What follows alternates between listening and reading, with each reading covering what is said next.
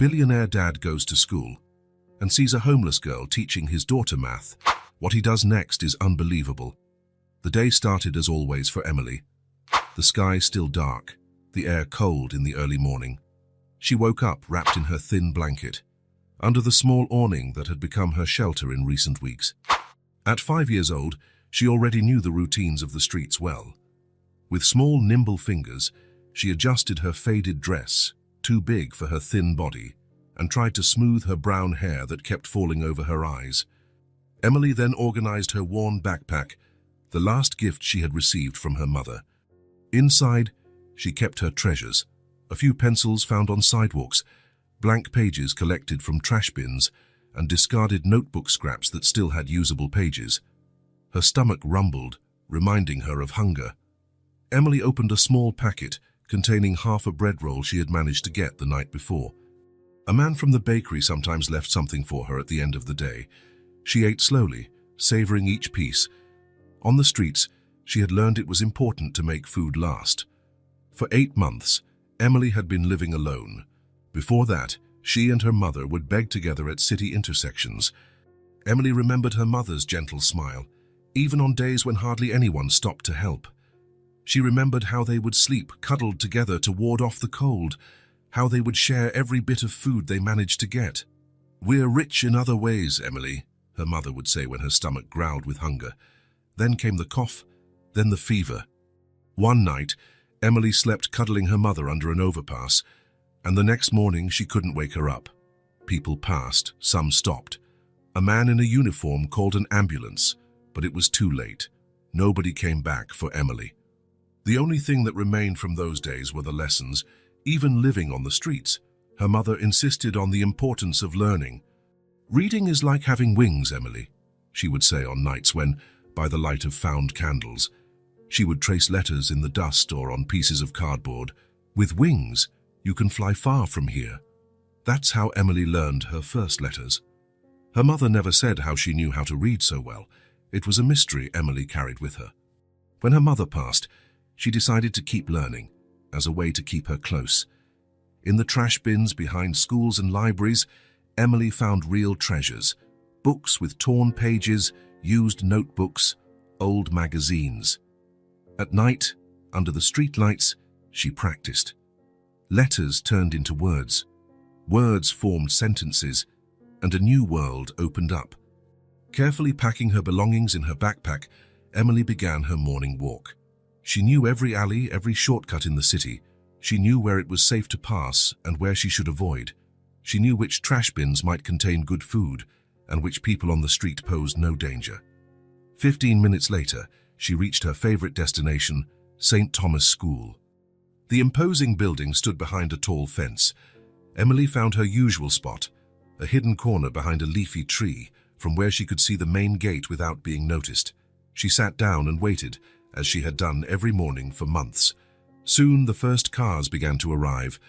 Shiny, large vehicles, very different from the crowded buses that sometimes offered temporary shelter on rainy days. From inside them emerged children in immaculate uniforms, white shirts, navy blue skirts or pants, shoes without a single scuff. They carried colorful backpacks and lunchboxes, decorated with characters Emily recognized from discarded magazines. Emily observed every detail: how parents would bend down to give goodbye kisses, how children would run to meet friends, how they laughed and talked about things she didn't fully understand. Some children complained about having to wake up early or do homework. Emily couldn't understand how anyone could complain about something so precious. "I forgot to do my math homework," a boy said worriedly. "Today we have art class," a girl with braids exclaimed, skipping.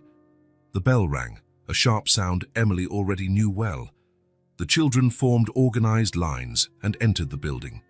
In a few minutes, the courtyard was empty, and a different silence took over the place. Emily moved a little closer to the fence, her small fingers holding the cold bars. She couldn't see inside the classrooms, but her imagination created the rest. What would it be like to sit in a real chair with a desk just for her? What would it be like to have a new notebook without stains or tears? What would it be like to raise her hand and ask questions when she didn't understand something? In her mind, she created images of colorful rooms with maps on the walls and books on shelves. She imagined a kind teacher writing on the board, explaining wonderful things she didn't know yet. She imagined making friends, talking during recess, sharing snacks. "I would learn fast," she whispered to herself. "I know I could." Hours passed, and Emily remained there.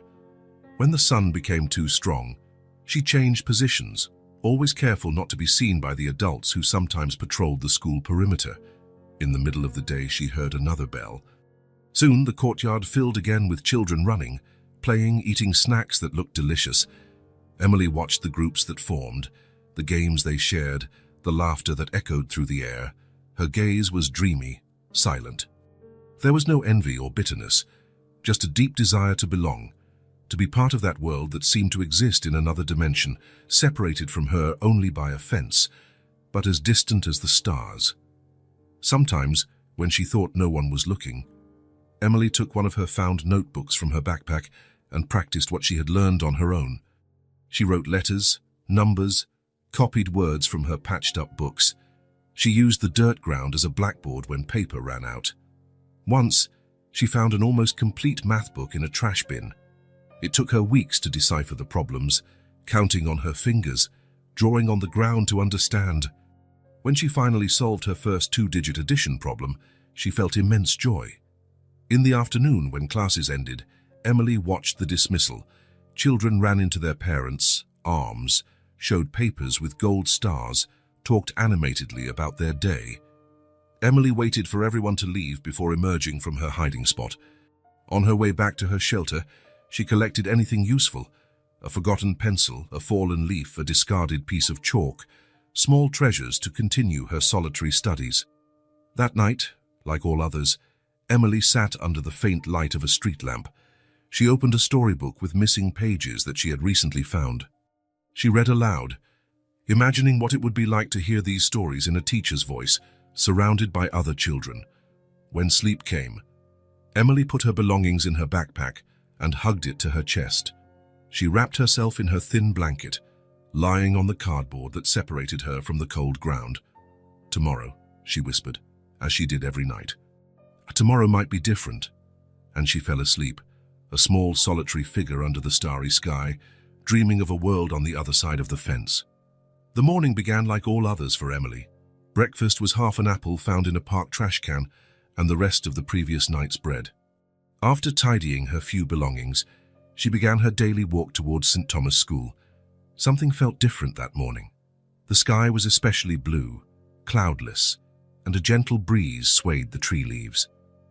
Emily followed her usual route, but her steps were lighter, as if something was pulling her forward. Upon reaching the school, Emily found her usual spot behind the tree. Cars began to pull up. Children entered as on every other day. The bell rang. The playground became empty. But today, she noticed something she had never seen before. A small opening in the side garden, where the fence was lower and partially covered by flowering bushes. Emily looked around. No adults in sight. The security guard who usually patrolled the perimeter was busy helping unload boxes at the main entrance. It was now or never. With her heart pounding, Emily approached the opening. She crouched down and carefully slipped through the bushes. Her hair snagged on some branches, but she didn't mind. In seconds, she was on the other side, inside the school for the first time. The garden was even more beautiful from the inside. Colorful flowers in well-maintained beds, trees offering cool shade, the grass so green and soft under her bare feet. Emily stood still for a moment, just feeling. It was like entering one of the magical worlds from the books she found. The sound of a sob broke the enchantment. Emily turned towards the noise. On a wooden bench, partially hidden by a bush, a girl her age was sitting. She wore the school uniform, white shirt, navy blue skirt, and had blonde hair tied in two perfect braids. She held an open notebook and looked frustrated. Emily hesitated. Should she hide? Run back to her side of the fence? But something in the girl's expression made her approach. With silent steps, Emily got close enough to see what the girl was looking at with such concentration. It was a math worksheet.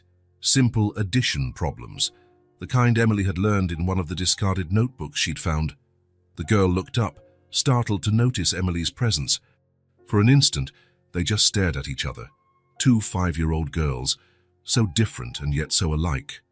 "Who are you?" the girl asked, quickly wiping away a tear. "I haven't seen you in our class."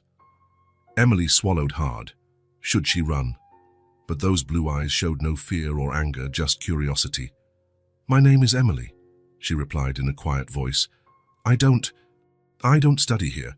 The girl frowned, confused. "Then what are you doing here, and why are your clothes so dirty?" Emily looked down at her faded dress, suddenly aware of the stains and small tears. She felt her face flush with embarrassment. "I just wanted to see what a school looked like inside," she murmured, taking a step back, ready to run. "Wait," the girl said. "I'm sorry, I didn't mean to be rude. My name is Sophie." Emily stopped. Sophie smiled shyly and patted the empty spot next to her on the bench. "Want to sit? I'm trying to do this homework, but it's really hard. The teacher will be mad if I don't finish." Emily approached cautiously and sat on the edge of the bench. She peeked at Sophie's notebook. "Fada 5 amboyas" was written on the first line. Sophie had made several tally marks next to it, trying to count. "Can I help?" Emily offered. "I know how to do sums." Sophie looked surprised. "You do, but you don't study here." Emily smiled for the first time. "I don't need to study here to know. Can I show you?" Sophie pushed the notebook towards Emily, who carefully picked up the pencil as if it was something precious. "Look, it's like this," Emily explained. "You have 3 fingers here, right?" She held up 3 fingers on her left hand, and 5 more here. She held up all the fingers on her right hand.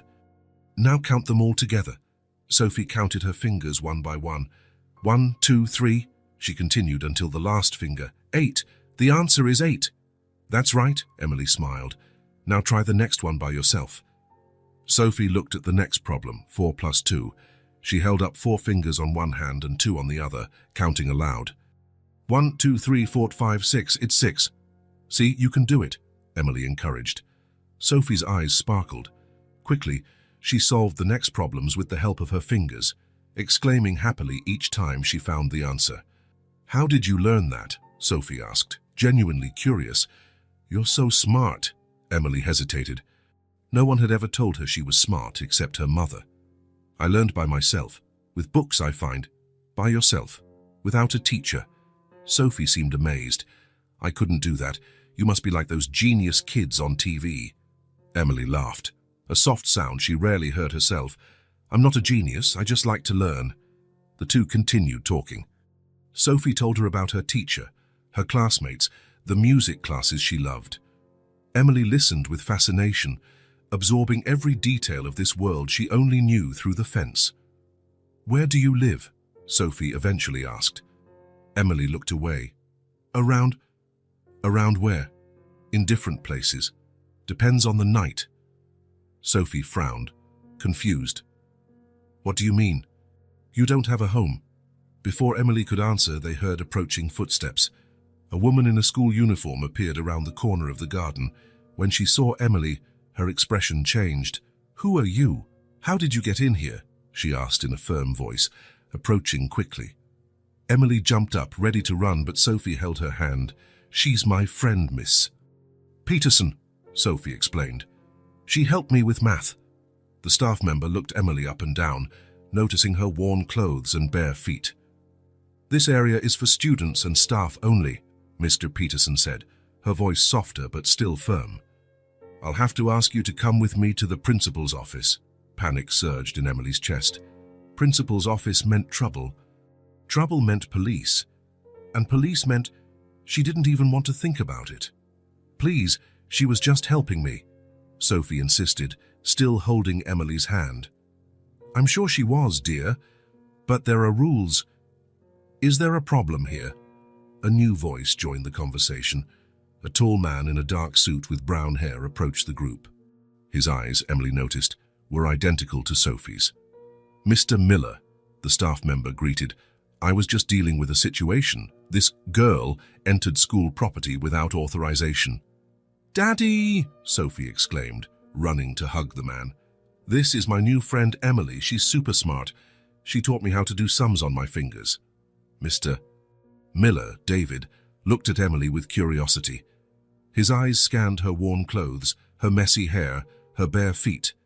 But unlike many adults Emily had met on the streets, his gaze held no disgust or contempt, only a gentle curiosity. "Is that right?" he asked, bending down to his daughter's height. "So that's wonderful that you found such a good teacher." The staff member cleared her throat. "Mr. Miller, even so, we need to follow protocol. We don't know how she got in and—" "It's fine," David interrupted with a polite smile. "I'll handle it." Mrs. Peterson looked uncertain. "Are you sure? She's clearly not a student and we need to—" "I'm sure," David affirmed firmly, but still smiling. "I'll take full responsibility. Thank you for your concern, Miss Peterson." The staff member hesitated for another moment, then nodded and walked away, not without casting one last suspicious glance at Emily. David turned to Emily, who remained motionless, ready to flee at the slightest sign of danger. "So you're the famous Emily," he said, extending his hand as if speaking to an adult. "I'm David, Sophie's dad. Thank you for helping my daughter." Emily looked at the outstretched hand with suspicion. After a moment, she shook it briefly. "It was nothing," she murmured. "Daddy," Sophie said, "can we take Emily for a snack? Please? She helped me so much." David looked at his watch, then at his daughter, and finally at Emily, whose stomach chose that moment to audibly rumble. "You know what? That's a great idea," he said with a smile. "Sophie, have you finished your homework?" "Yes. Emily taught me everything." "Then let's go." David picked up his daughter's backpack. "I know a great diner nearby." Emily stood still, not understanding. I can leave. I don't want to cause trouble." "What trouble?" David asked gently. "Sophie finished her homework. You helped. And a snack is a good way to say thank you." "What do you think?" Sophie took Emily's hand. "Please, come, they have the best milkshakes in the world." Emily looked at Sophie, then at David. Something in those kind eyes made her relax a little. "Okay," she agreed in a low voice. "Thank you." As they walked towards the gate, they passed other staff members who looked curiously at Emily. A security guard approached. "Mr. Miller, this girl isn't a student. How did she get in here?" "Don't worry, Carl," David replied calmly. "She's with me and Sophie. We're just leaving." "But, sir, we didn't see her come in, and—" "It's fine," David repeated firmly. "I'll handle it." The security guard hesitated, then nodded and opened the gate for them. The diner was only 2 blocks from the school. It was a cheerful place and with red booths and a jukebox playing soft music. Emily looked at everything with wide eyes. She had never been in a place like this before. David chose a table near the window and helped the girls sit down. A smiling waitress approached. "Hi, Mr. Miller." "And hello, Sophie." "Who's your little friend?" "This is Emily," Sophie replied excitedly. "She's my new friend and she's super smart." "Nice to meet you, Emily," the waitress smiled. "What can I get you today?" "The usual for Sophie and me," David said. "And for you, Emily, what would you like to eat?" Emily looked at the menu with colorful pictures, unsure what to choose. Everything looked wonderful. Anything is fine," she mumbled. "How about a burger with fries and a chocolate milkshake? It's Sophie's favorite." Emily nodded, unable to believe her luck. While they waited for their food, Sophie talked non-stop about school, her friends, her favorite classes. Emily listened, fascinated, occasionally asking questions. David observed their interaction, impressed by Emily's intelligence and maturity in her comments. When the food arrived, Emily's eyes widened. She had never seen such a large burger or such golden fries. The milkshake, topped with whipped cream and a cherry, looked like it came out of one of the illustrated books she sometimes found. "So go ahead," David encouraged, noticing her hesitation. "It's all right." Emily carefully picked up the burger and took a small bite. The flavor exploded in her mouth, and she couldn't help but make a small sound of pleasure. "Good, isn't it?" Sophie asked, already with ketchup on her chin. Emily nodded, unable to speak as she savored each bite. "So, Emily," David began after she had eaten a bit, "Sophie told me you helped her with math. Where did you learn to do sums so well?" Emily took a sip of her milkshake before answering. "My mum taught me a little. The rest I learned by myself. By yourself. David seemed genuinely impressed. How? I find books and notebooks that people throw away. I read and practice. David exchanged a quick glance with Sophie, who was observing the conversation with interest. And your mother? Does she not continue teaching you? Emily's face darkened. She died 8 months ago. A silence fell over the table. Sophie looked at Emily with wide eyes. I'm so sorry, David said sincerely. And your father? Never met him. Who do you live with then? Emily shrugged. Alone. Alone? David leaned forward, concern evident on his face. You mean you live on the street? Emily nodded, biting into a French fry. There was no shame in her answer, just acceptance of a fact. But you're so small, Sophie murmured, looking sad for the first time. Aren't you scared?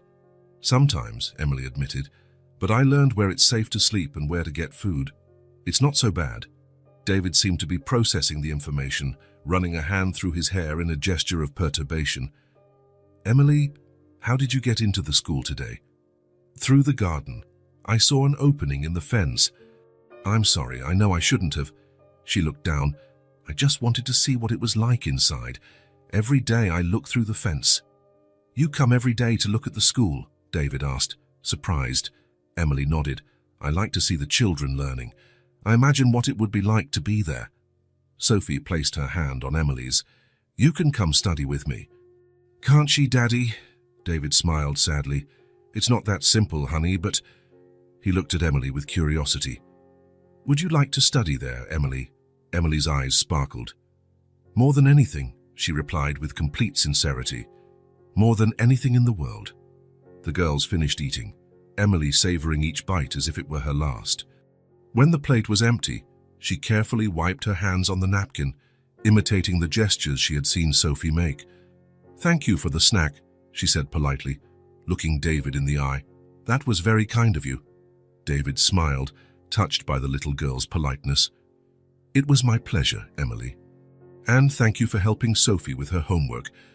Emily gave a small smile, adjusted her worn backpack and stood up. I need to go now. Do you really have to go? Sophie asked, disappointed. We could play more. Emily hesitated, looking at David. Maybe another day, she replied softly. David also stood up, leaving some bills on the table. Can I walk you to, well, wherever you want to go? Emily shook her head. You don't have to. I know the way. Will we see each other again? Sophie asked, hopeful. Emily looked at the girl with perfect braids and clean clothes, so different from her but who had somehow become her friend for a brief moment. Maybe, she replied with a small smile. With a final thank you, Emily turned and left the diner. David and Sophie watched her through the window as she walked down the sidewalk, a small, solitary figure who soon disappeared into the crowd. David remained silent, watching the spot where Emily had disappeared. His face reflected a mix of emotions that Sophie didn't fully understand. After a moment, he took a deep breath and took his daughter's hand. Let's go, Princess. It's time to head back. Meanwhile, Emily walked through the familiar streets, her steps lighter than they had been in months. The taste of the burger and milkshake still lingered in her mouth, and sweeter still was the memory of having been treated, for a few hours, like any other normal child. Just for today, she whispered to herself, a small smile on her lips. Today was different. The miller's house was in a quiet neighborhood, with tree-lined streets and well-kept gardens. It was a 2-story residence, with large windows and a swing set in the backyard. The perfect place to raise a child, David thought when he bought it after his wife Claire's death 3 years ago. That night, after the unexpected encounter with Emily, David returned home earlier than usual. Normally, he worked late at the law firm where he was a partner, arriving home when Sophie was almost asleep. But today, something prompted him to leave at 6 o'clock sharp, cancelling his last meeting. Sophie was in the living room, playing with dolls under the supervision of Ms. Peterson, the nanny who looked after her after school. When she saw her father enter, the girl ran to him with a big smile. "Daddy, you're home early." David picked her up, twirling her once before putting her down. Sophie's laughter was always the best medicine after a long day.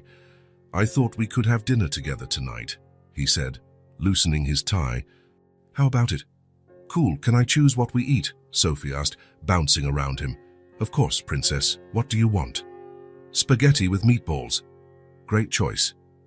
After dismissing Mr. Peterson, David took a quick shower and changed from his suit into more comfortable clothes. In the kitchen, he and Sophie worked together to prepare dinner. He handled the sauce and meatballs while she set the table, placing the cutlery with the precision of someone on an important mission. During dinner, Sophie chatted about her day at school, music class where she played the xylophone, the drawing she made in art class, the boy who put a worm on the teacher's desk. David listened attentively, asking questions and laughing at the stories, but noticed that something seemed to be distracting his daughter. After finishing recounting the class trip to the zoo next week, Sophie suddenly fell silent, playing with the spaghetti on her plate. "Is everything all right, honey?" David asked. Sophie looked up, her expression serious, something rare for the usually animated girl. "Daddy, where do you think Emily is right now?" The question took David by surprise. He hadn't expected his daughter to still be thinking about the girl they met earlier. "I'm not sure, Sophie. She said she lives on the street," Sophie continued, her voice small. "Does that mean she doesn't have a bed or toys, or anyone to read her stories before bed?" David felt a pang in his chest.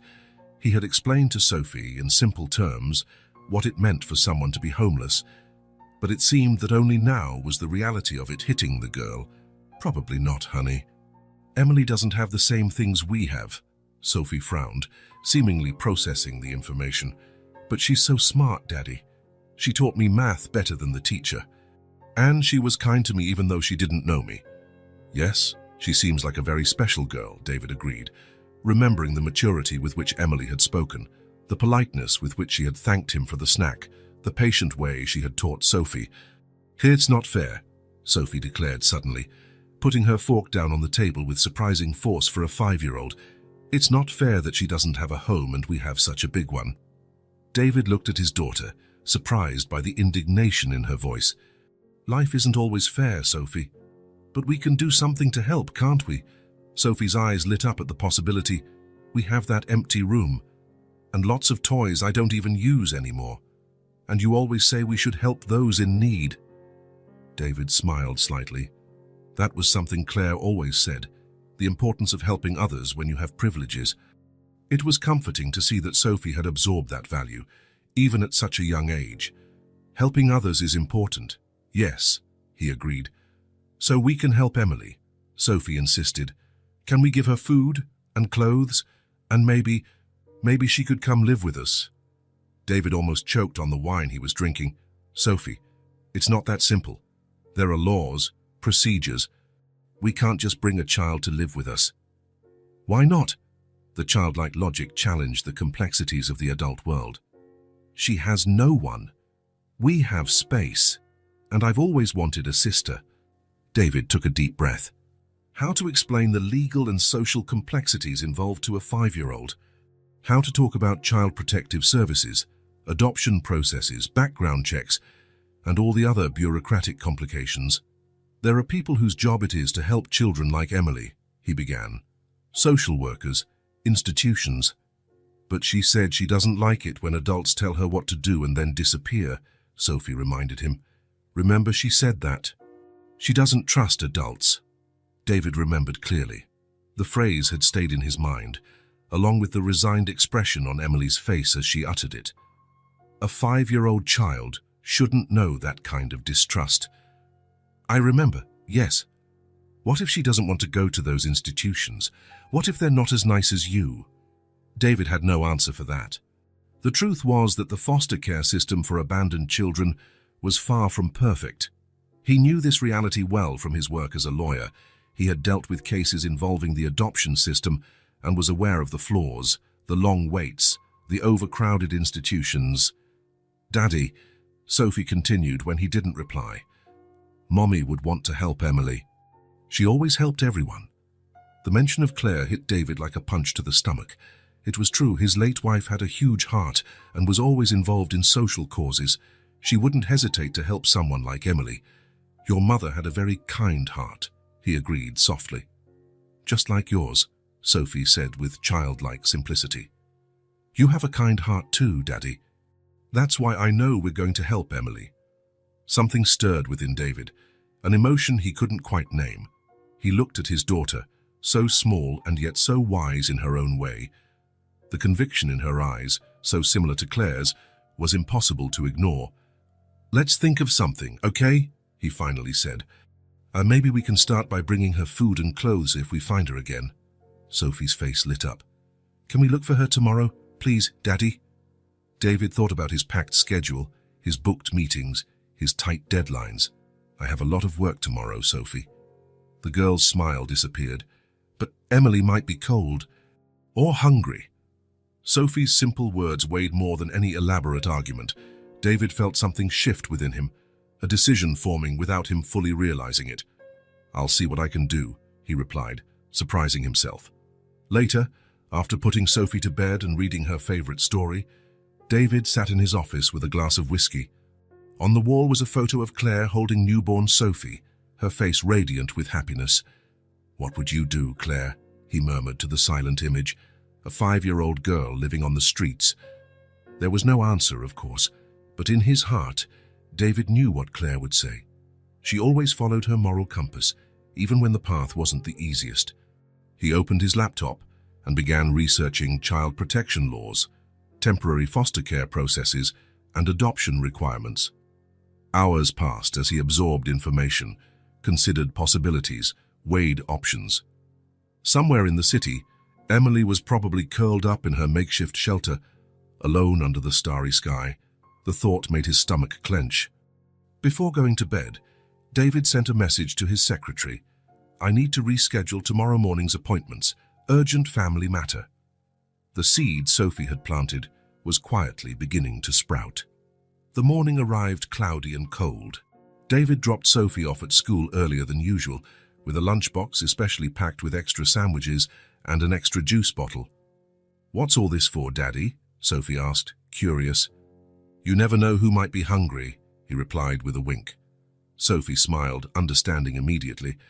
Are you going to look for Emily today? David nodded. I'm going to try. I don't know if I'll find her, but I'll do my best. You'll find her, Sophie stated with the absolute confidence only children possess. And when you do, tell her I saved my blue dress for her. It's my favorite, but I think it'll look pretty on her. David felt a warmth in his chest upon hearing his daughter's spontaneous generosity. I'll tell her. Now go, the teacher is waiting. After watching Sophie enter the school, David didn't go to the office as usual. Instead, he drove to the outskirts of the area where they had found Emily. He parked his car and began to walk, carefully observing parks, alleys, awnings, anywhere a small child might shelter. Hours passed without success. David asked local shopkeepers if they had seen a small girl with brown hair, usually alone. Some shook their heads negatively. Others mentioned having seen such a child now and then, but no one knew where to find her. By noon, David was frustrated and worried. What if he didn't find her? What if something had happened to her?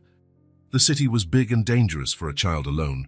That's when he decided to go back to where it all began, the school surroundings. Maybe Emily was in her usual spot, watching the children through the fence, but she wasn't there. The little corner behind the tree from where she used to watch was empty. David expanded his search, walking through the adjacent streets. It was in a narrow alley, behind a bakery, that he finally found her. Emily was sleeping curled up between strategically piled cardboard boxes, forming a kind of makeshift shelter. Her worn backpack served as a pillow, and she was covered by a thin, faded blanket. Even asleep, her face maintained an alert expression, as if ready to wake up and flee at the slightest sign of danger. David approached cautiously, not wanting to scare her. He crouched at a safe distance. "Emily," he called softly. "Emily, it's David, Sophie's dad." The girl's eyes opened instantly, wide with fear.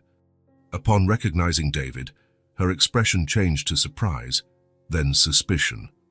"What are you doing here?" she asked. sitting up quickly and smoothing her wrinkled dress.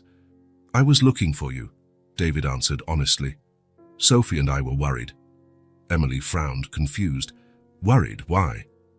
The question took David by surprise. The idea that no one had worried about her for so long that the concept seemed strange broke his heart. "Because we care about you," he said simply, "and we wanted to make sure you were okay." Emily looked at him in silence, as if trying to decipher a complex puzzle. "I'm fine," she finally said, but her small voice betrayed the statement. David noticed she was trembling slightly in the cold morning air. Her dress, the same as the day before, had new stains, and her bare feet were dirty. "Emily," David began, choosing his words carefully, "Sophie and I would like to invite you to stay with us for a while." The girl's eyes widened. "Stay at your house?" "Yes. We have a spare room. You'd have a comfortable bed, warm food, clean clothes, and Sophie would be very happy to have your company." Emily looked suspicious, as if expecting some trap. "Why? Why would you do that?" "Because no one should live like this, especially a smart child like you," David answered sincerely.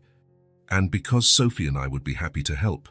Emily was silent for a long moment, thoughtful. "It wouldn't be forever," she finally said. "Adults always say they'll help, but then they change their minds." The cynical maturity in her voice was painful to hear. "I can't promise forever right now," David replied honestly. "But I can promise that while you're with us, you'll be treated with respect and care, and that we won't make any decisions about you without talking to you first." Emily seemed to consider the offer, the conflict clear on her young face, the desire for security fighting against the fear of trusting and being disappointed again. "Can I bring my books?" she finally asked, pointing to her backpack. David smiled, feeling a wave of relief. "That's the first thing you'll bring," he assured her. Still hesitant, Emily began gathering her few belongings, carefully putting them in her backpack. David noticed that besides the books, she only had a few pieces of clothing, all in similar condition to the dress she was wearing. On the way to the car, Emily walked a little behind David, as if still ready to flee if necessary. But when he opened the car door for her, the girl got in without protest. "Now we're going to pick up Sophie from school," David explained. "She'll be very happy to see you." At school, Sophie waited in the playground with the other children. When she saw her father's car, she ran towards it. Then she noticed Emily in the passenger seat, and her eyes widened with joy. "Emily!" she exclaimed, jumping with excitement. "Daddy found you! Are you coming to our house?" Emily looked at David, who nodded encouragingly. "For now," Emily replied cautiously. "How cool." Sophie hugged her father's legs. "Thank you, Daddy."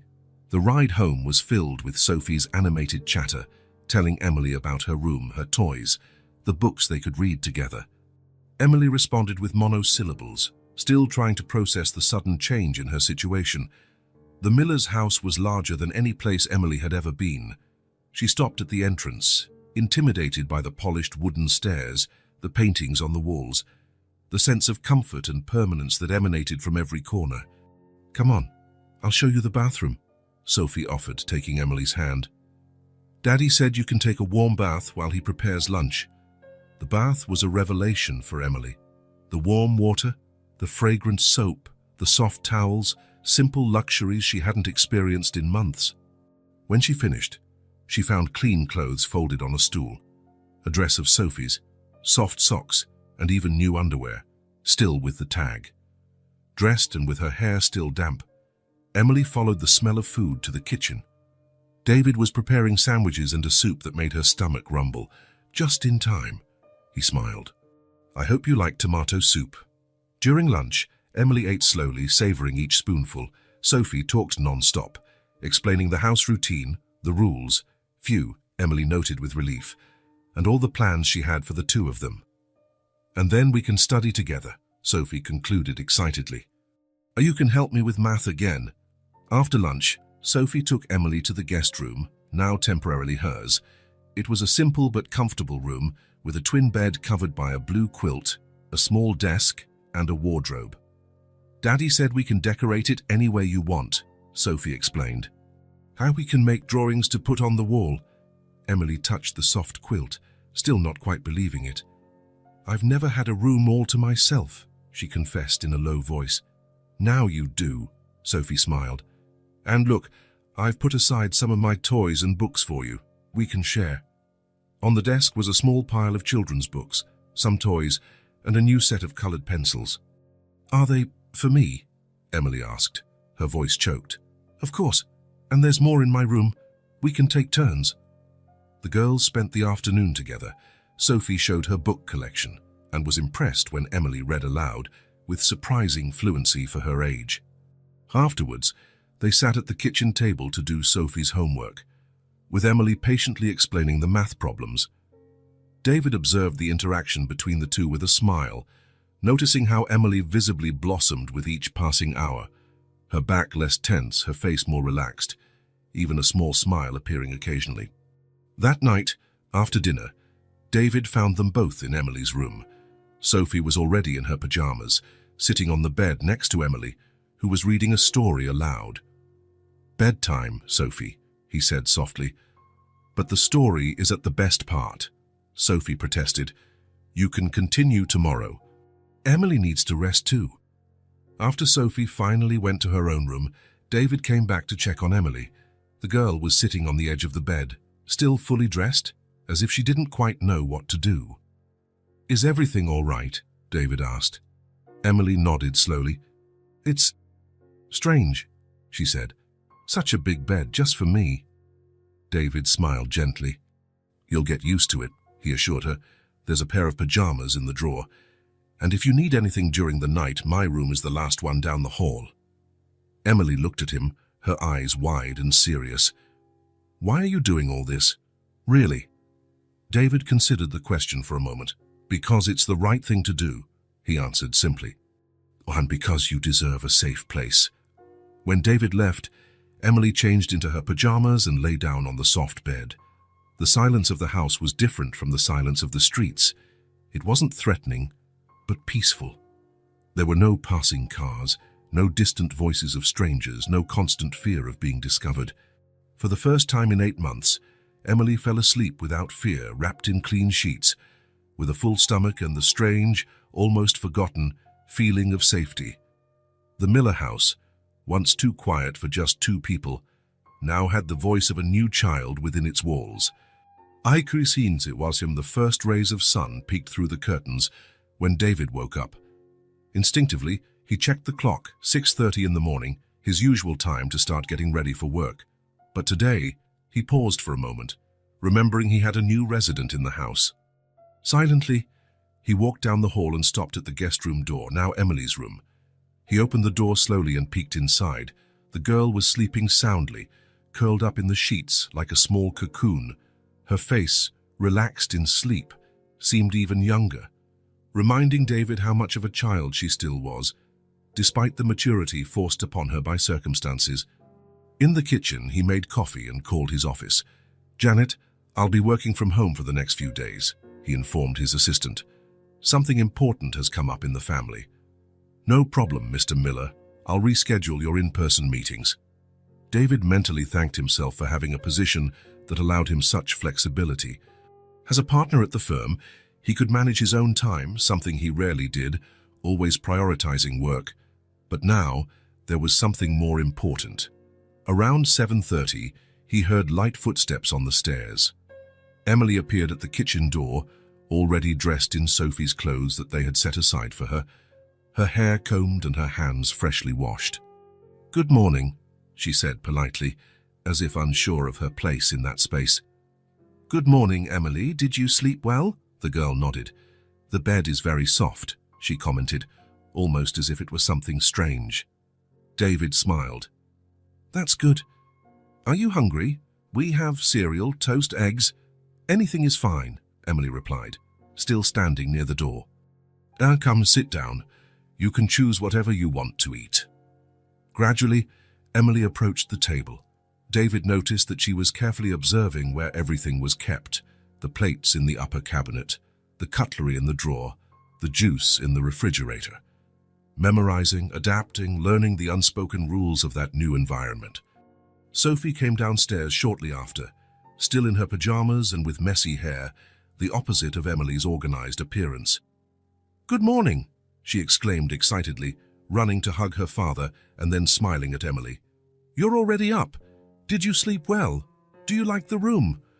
"Let's have breakfast together." The barrage of questions made Emily blink, but a small smile appeared on her lips. "I slept well, thank you," she replied. "The room it's very nice." Breakfast unfolded with Sophie's chatter filling the silence. Emily ate slowly, savoring each forkful of scrambled eggs, each bite of toast with jam, as if she wanted to imprint the taste in her memory. "Today is Saturday. We don't have school," Sophie explained. "We can play all day. And can you help me with my homework later? The teacher gave us math problems for Monday." "Of course," Emily agreed. "If your dad doesn't mind." "I think that's a great idea," David replied. "Actually, I have some things to take care of in my study upstairs. If you two are okay by yourselves for a few hours, I can work while you study." After breakfast, David retreated to his study upstairs but left the door ajar. From time to time, he stopped what he was doing to listen to the girls' voices coming from the living room. Around 10 in the morning, his curiosity led him to silently descend the stairs. He stopped on the last step, observing the scene in the living room without being noticed. Sophie and Emily were sitting on the rug, notebooks and books scattered around them. Sophie was frowning at a problem, while Emily patiently explained, "See, Sophie, it's like we did before. If you have 12 apples and you want to divide them equally among 4 people, you need to find out how many apples each person will get." "I know the answer is 3, Sophie replied, frustrated. "But the teacher said I need to show how I got that number." "Then let's draw it," Emily suggested. She picked up a pencil and blank paper. "Here are your 12 apples." She drew simple circles representing the fruits. "Now let's put them into 4 groups." David watched, impressed, as Emily naturally adapted her explanation when she realized Sophie wasn't understanding. She not only knew the answer, but she knew how to teach, a rare skill in anyone, let alone a 5-year-old. "I get it," Sophie exclaimed suddenly. "It's like sharing. 12 divided by 4 is 3 because each person gets 3 apples if we divide equally." "Exactly," Emily smiled. "Now try the next problem by yourself."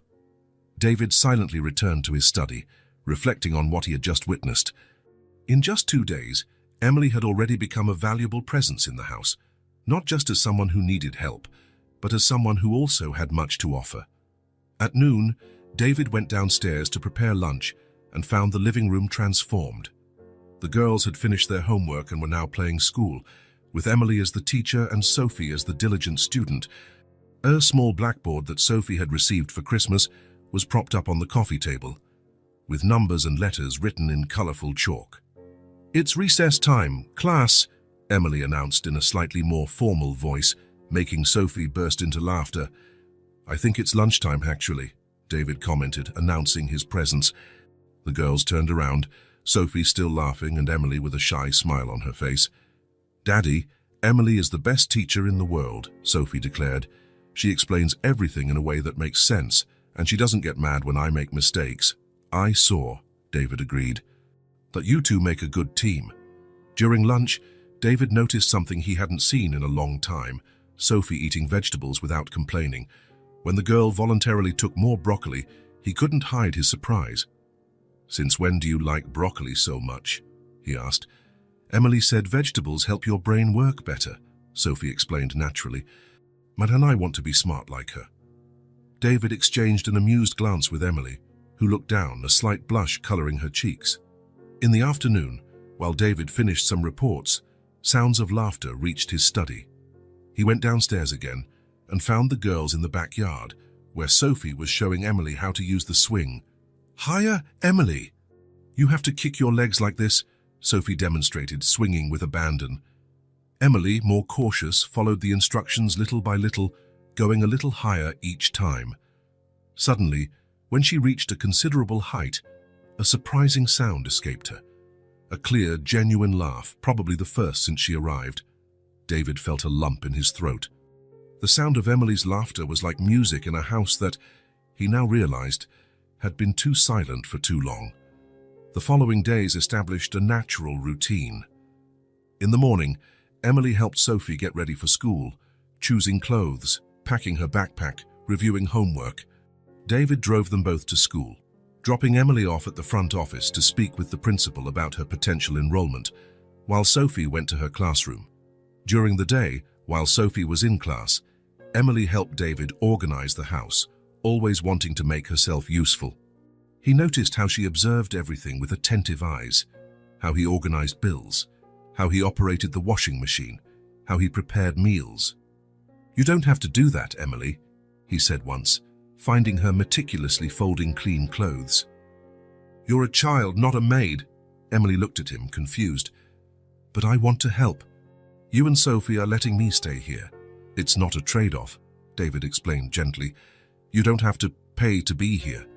The idea seemed strange to Emily, but little by little, she began to relax, to play more, to worry less, to accept care without feeling she needed to immediately reciprocate. In the afternoons, the living room regularly transformed into a classroom. Emily sat beside Sophie, guiding her through her homework with a mix of firmness and gentleness that reminded David of the best teachers he had known. "It's not just about memorizing the answer," Emily explained. "It's about understanding why the answer is right." "But it's easier to just remember," Sophie sometimes protested. "Easier now, harder later," Emily replied, with a wisdom that seemed impossible for her 5 years.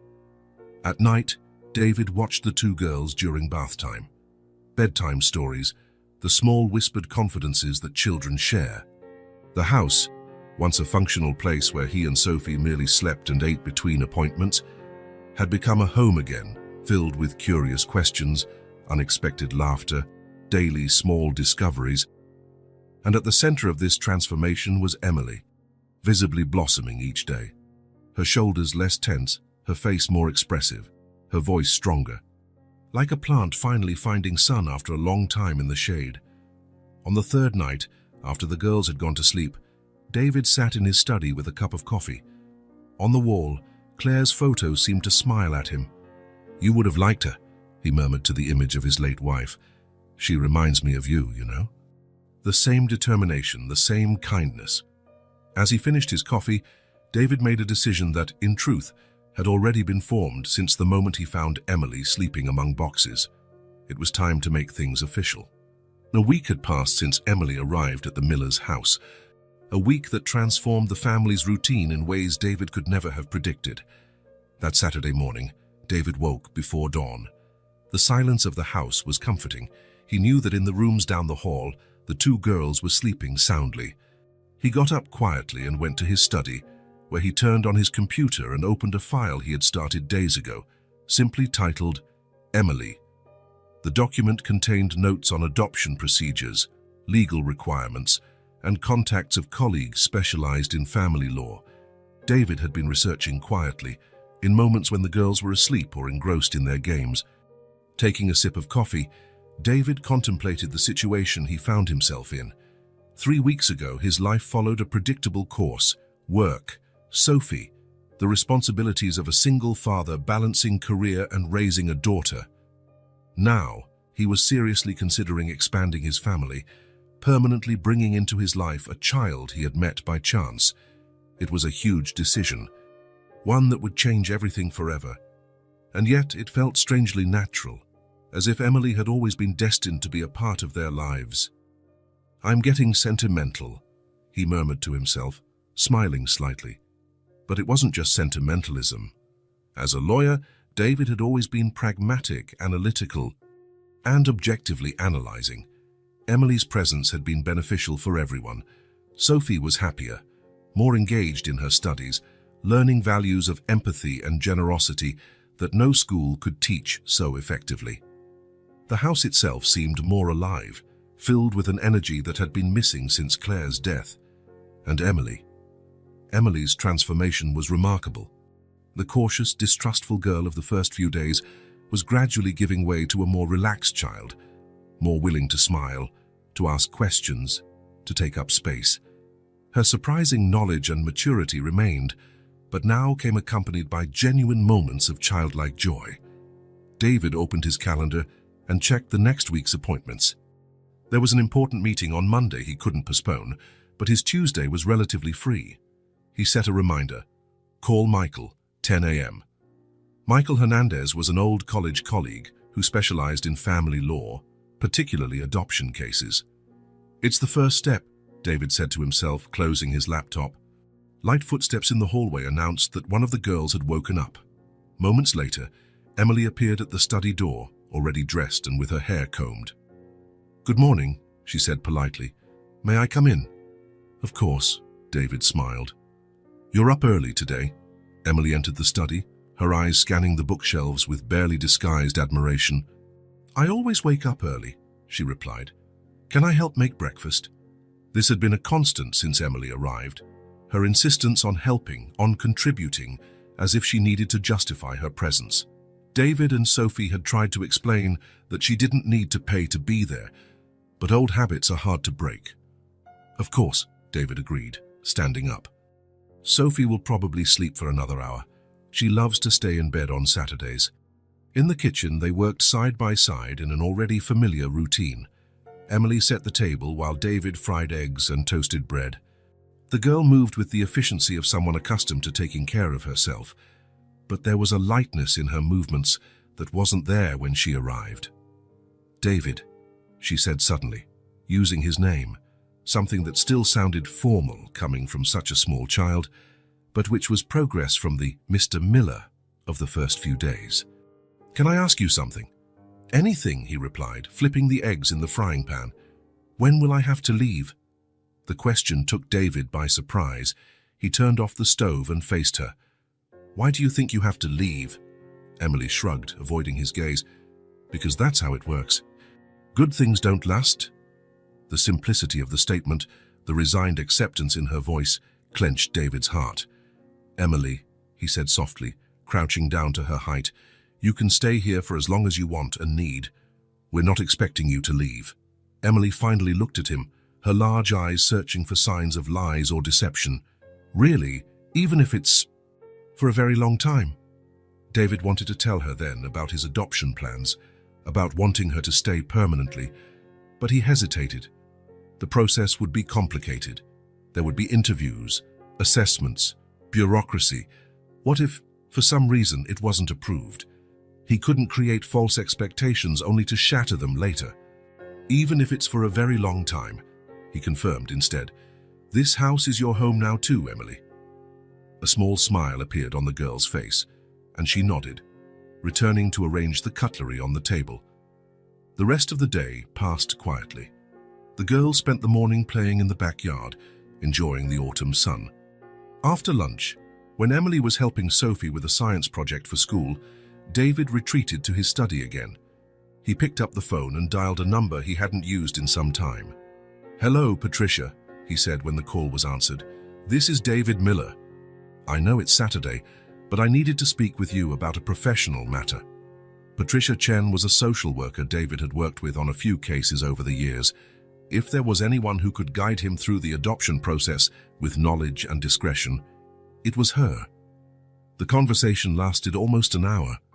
David explained the situation, how they found Emily, her situation of abandonment, the lack of any known relatives, her surprisingly natural adaptation to life with them. "I won't lie, David, it will be a complex process," Patricia explained, "especially because there's no formal record of abandonment or entry into the system. But it's not impossible. First, we'll need to formally register her situation, search for relatives, and then you can request temporary guardianship while the adoption process proceeds." "How long would all this take?" "Realistically, months, maybe a year or more. But the fact that you're already caring for her and are a respected lawyer with a stable financial situation helps a lot." David asked a few more questions about the next steps, carefully noting the answers. When he hung up, he felt simultaneously anxious and determined. The path would be long, but it was worth walking. Downstairs, he heard laughter. He approached the stairs silently and saw Emily and Sophie sitting on the living room floor, surrounded by books and craft supplies. They were building what looked like a model of the solar system, with styrofoam balls painted in different colors. "Mars is red because it has a lot of iron oxide on its surface," Emily explained, applying red paint to one of the spheres. "It's like rust. How do you know so much about planets?" Sophie asked, genuinely impressed. I read it in a book I found, Emily replied simply. It was from the library, but someone threw it away because some pages were torn. David felt that familiar mix of admiration and sadness. Emily's intelligence and resilience were extraordinary, but the circumstances that forced the development of those qualities had been too harsh for a child. That night, after dinner, David was working on his laptop in the living room while the girls watched a children's movie on television. When the end credits began to roll, Sophie yawned and leaned against Emily's shoulder. "Time to brush your teeth and go to bed," David announced, closing his computer. "Just 5 more minutes, Daddy," Sophie negotiated, as she did every night. 5 minutes, he agreed with a smile. "I'll go upstairs to prepare the bath." As David went upstairs, Sophie turned to Emily, who was tidying the scattered cushions on the sofa. "Emily," she said confidentially, "do you like living here with us?" Emily stopped what she was doing, considering the question. "I like it very much," she answered honestly. "Your house is beautiful, and you and your dad are very kind to me." "Our house," Sophie corrected. "Not my house. Our house now." Emily smiled shyly. "It's strange to think that, having a real home. But you like it, right? Being here with us?" "Yes," Emily confirmed. "I like it very much." Sophie seemed satisfied with the answer. She was silent for a moment, as if gathering courage, and then, "I'm going to ask Daddy if you can stay with us forever." Emily's eyes widened. "Sophie, don't do that. Your dad is already doing so much by letting me stay here for a while. I don't want to bother him more." "It's not a bother. It's nice having you here. Daddy thinks so too. He smiles a lot more now." Before Emily could protest again, Sophie stood up and ran upstairs. Emily followed her hesitantly, stopping halfway up the stairs when she heard voices coming from the bathroom, where David was preparing the bathtub. "Daddy," Sophie's voice sounded determined, "can I ask you something important?" "Of course, Princess. What is it?" "Can Emily stay with us forever?" There was a pause. Emily held her breath, her heart pounding in her chest. Part of her wanted to run, not to hear the answer, to protect herself from the inevitable disappointment, but her feet remained glued to the step. "If she wants to, yes," came David's answer, simple and direct. Emily covered her mouth with her hand, too surprised to move. "Really?" Sophie's voice was full of hope. "She won't have to leave." "No, Sophie. I'm working to make sure Emily can stay with us permanently if that's what she wants. Like an adoption, like in the movies." "Yes, something like that. But it's a complicated process, and it takes time.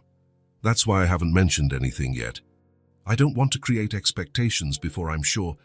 But you really want her to stay forever?" "Yes, Sophie. In just 1 week. I can't imagine our family without her anymore."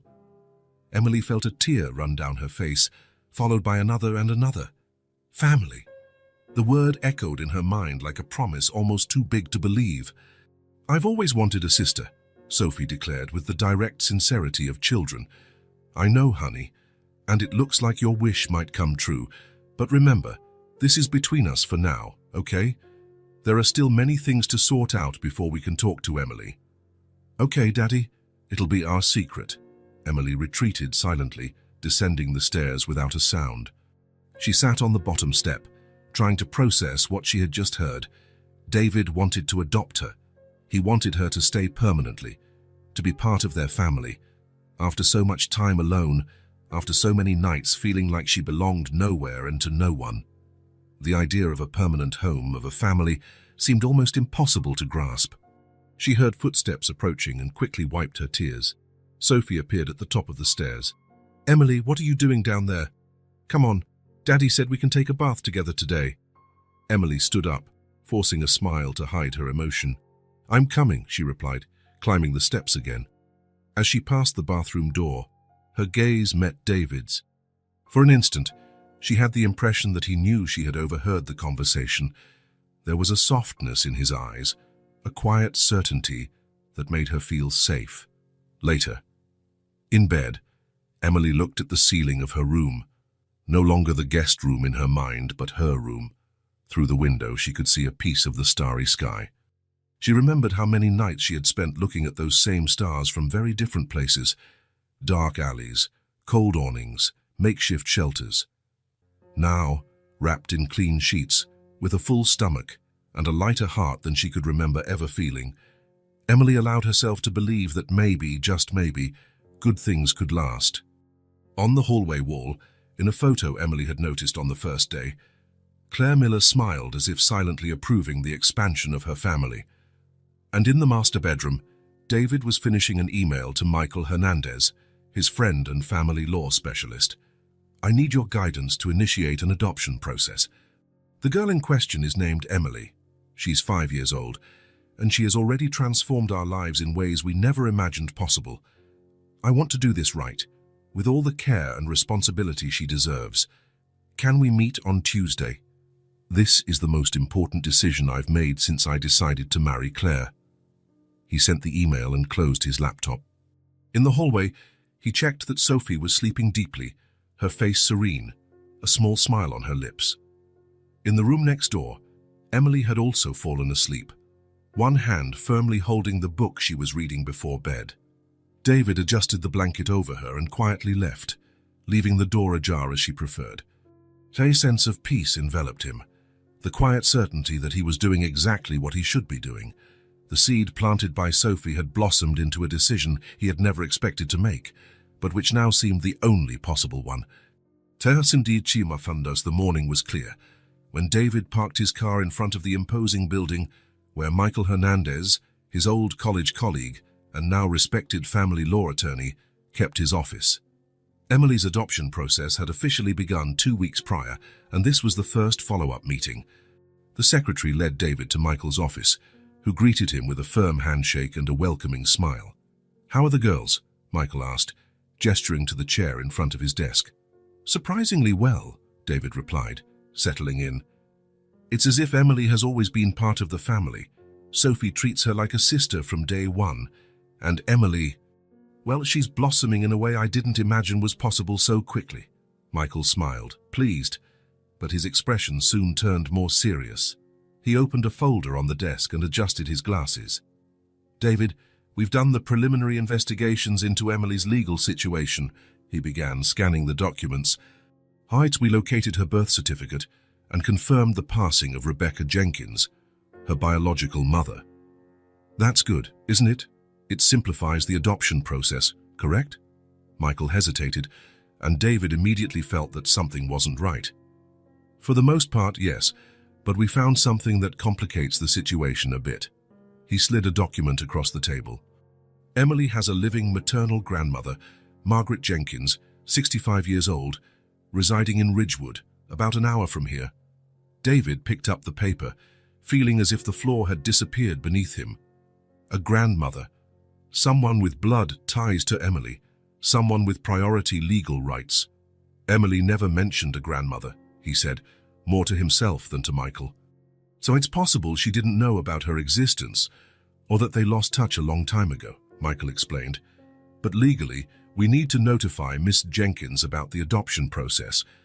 As a direct blood relative, she has priority in the matter of custody, unless she formally waives that right." David nodded slowly, understanding the situation as a lawyer, but feeling growing anxiety as Emily's potential father. "What if she wants custody?" he asked, his voice lower than he intended. "The court will consider various factors, the grandmother's age, her financial and health conditions, and most importantly, Emily's best interest. The fact that the girl is already adjusted to your home and has a bond with you and Sophie will be taken into account." Michael paused. "But let's not get ahead of ourselves. First, we need to contact Ms. Jenkins." On the way back home, David wrestled with conflicting feelings. As a lawyer, he perfectly understood the need to contact all biological relatives before proceeding with an adoption. As a father, he feared losing the girl he already considered part of his family. That night, he watched Emily and Sophie playing in the living room, building a fort with cushions and blankets. Emily's laughter, once so rare, now regularly filled the house. How could he explain to her that there was a grandmother who might want to take her away? He decided not to say anything until he had more information.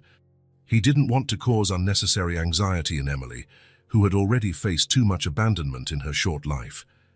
The next day, after dropping the girls off at school, Emily was informally attending some classes while the official documents were processed. David drove to Ridgewood, following the address provided by Michael.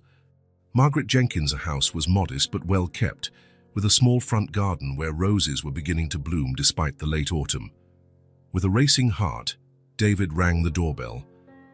After a few moments, a grey-haired lady answered the door.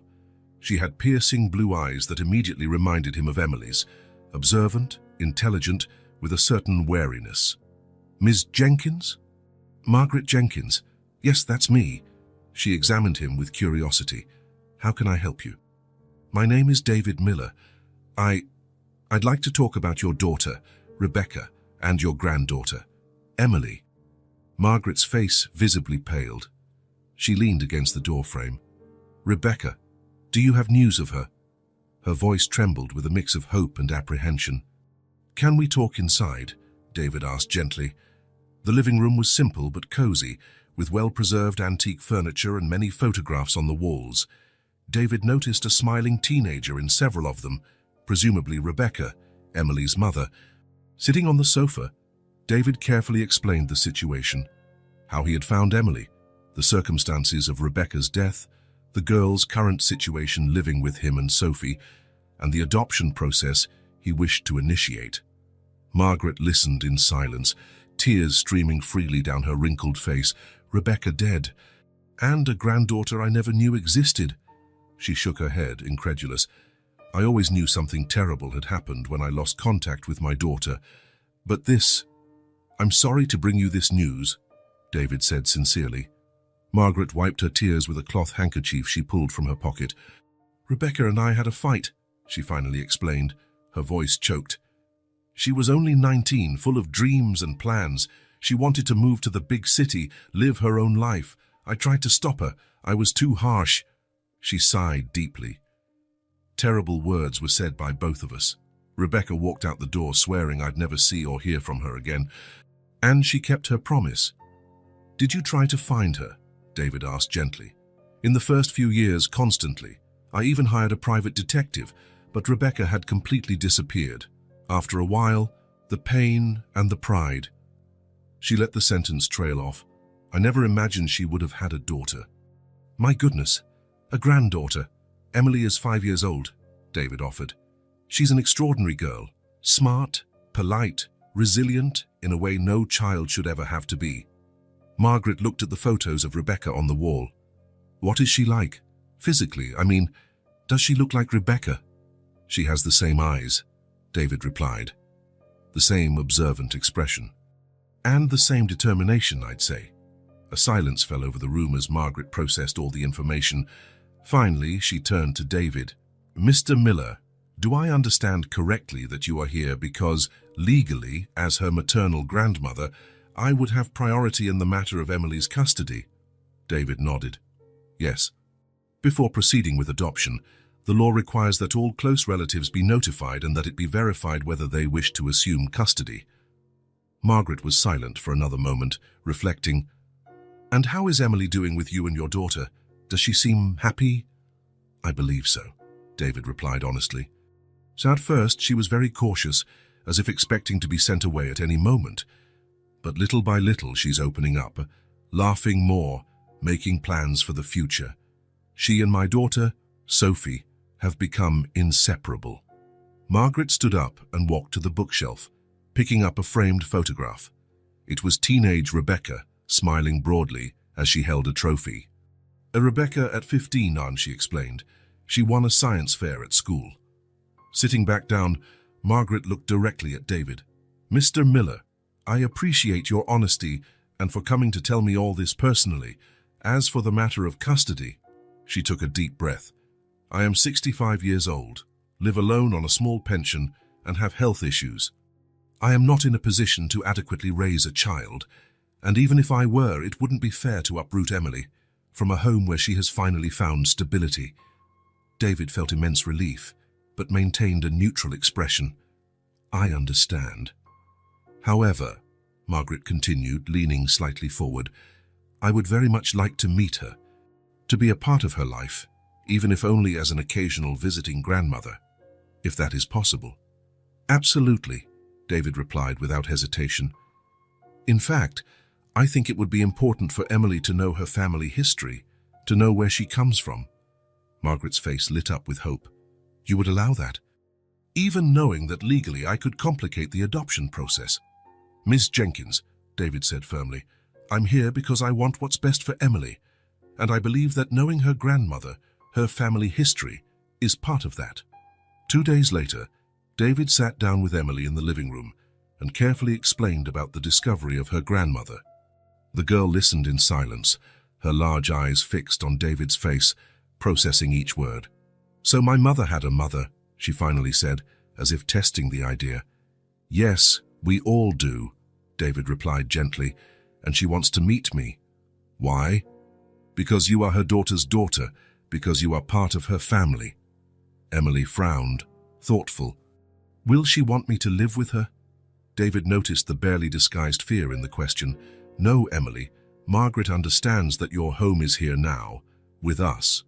She just wants to meet you, maybe be a part of your life as your grandmother.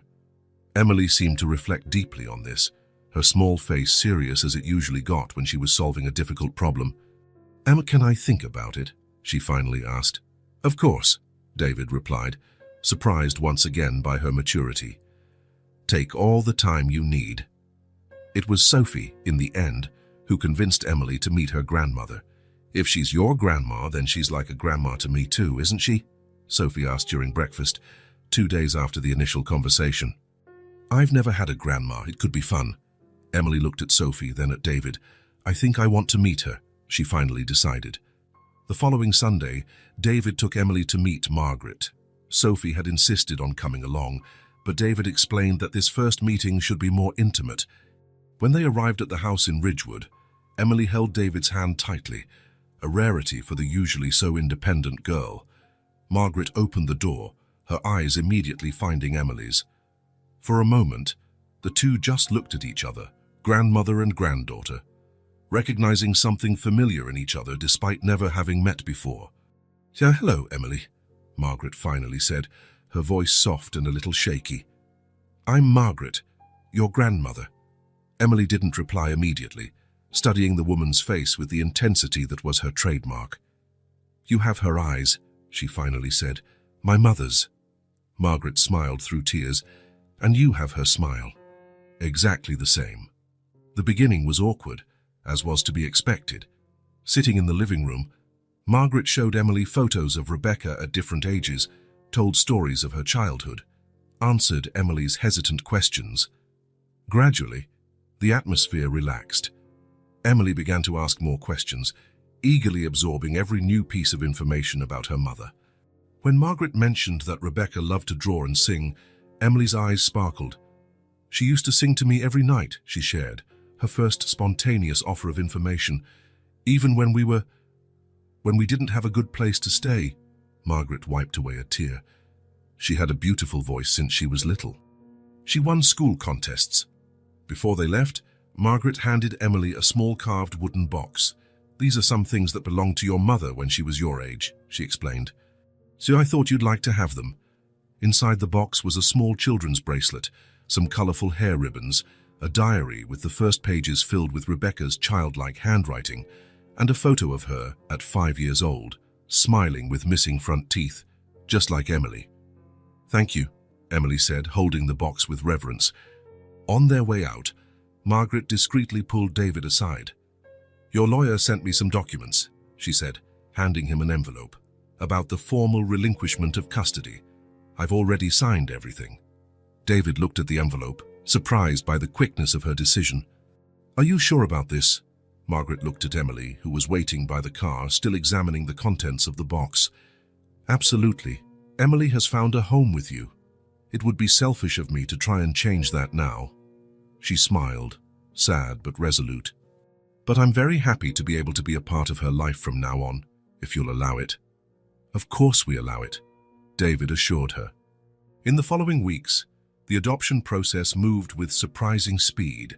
Margaret's formal relinquishment of custody removed the main legal obstacle.